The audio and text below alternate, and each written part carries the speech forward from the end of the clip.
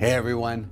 At the end of my video each week, I always try to remind investors to keep your eyes on the horizon.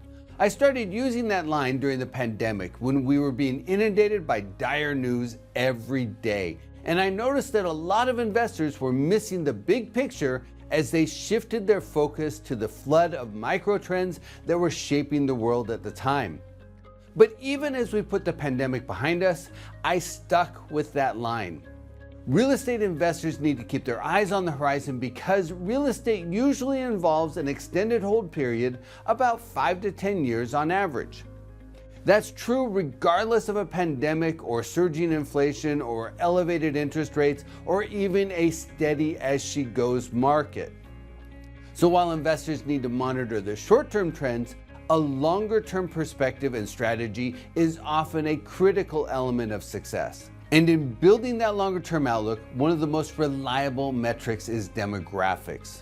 And in conjunction with demographics, investors should pay particular attention to how key demographic cohorts' behavior is changing. For example, the median age of marriage is now about 29 years, whereas 20 years ago, the median age of marriage was about 25 years old.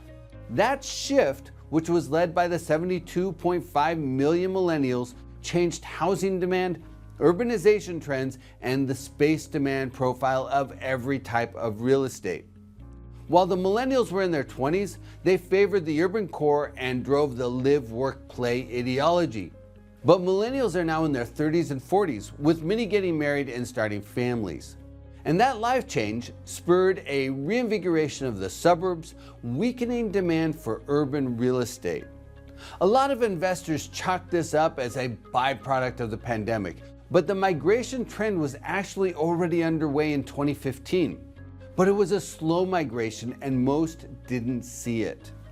Then, when the pandemic hit, the movement to smaller cities and the suburbs accelerated. And that migration, which is similar in impact to when the baby boomers made the same trek in the 1980s and early 1990s, has dramatically affected commercial real estate.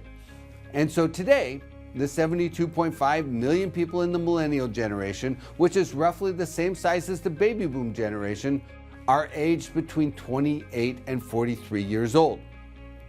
And 5 years from now, they'll be between 33 and 48 years old. The reason that's important is because historically, the peak earning years are between the ages of 45 and 54 years old. And the millennial generation is literally on the cusp of aging into their prime earning years. In addition, nearly 22 million members of the Gen Z age cohort will turn 25 over the next 5 years.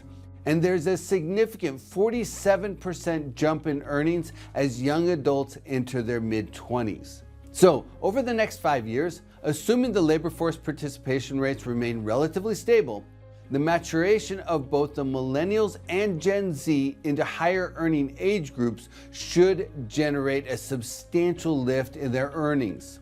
At the same time, the traditional loss of earnings as older generations move out of the workforce is slowing, as many in the baby boom generation will likely work well into their 60s. Just this simple aging of the population, assuming the economy remains relatively healthy, will deliver a 2% lift in personal earnings over the next 5 years. And while 2% may not sound like a lot, it would generate an additional $200 billion of income.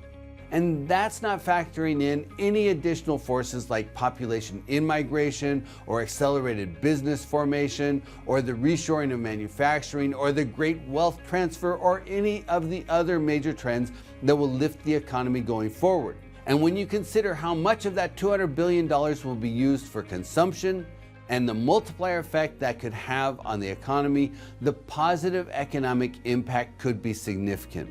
As most of you likely already know, consumption drives about 2/3 of the US economy, which implies that the aging of millennials and Gen Z alone should give the US economy a 2% boost over that span of 5 years. And this trend should, in turn, lift space demand for all types of commercial real estate. Retail, industrial, self-storage, hotels, and housing should all benefit from the positive demographic lift. And this will be a long-term tailwind. We're just entering the leading edge of this trend now. It will actually gain momentum over the next 15 years. I think there's still a lot of pieces to figure out, like whether Gen Z will have a large enough headcount to backfill millennials in the urban core, where the millennials will ultimately lay down their roots, and whether they'll ultimately return to the office. And that's why investors need to look forward, to see past today's headlines and deeply consider the forces that will shape commercial real estate demand when you keep your eyes on the horizon.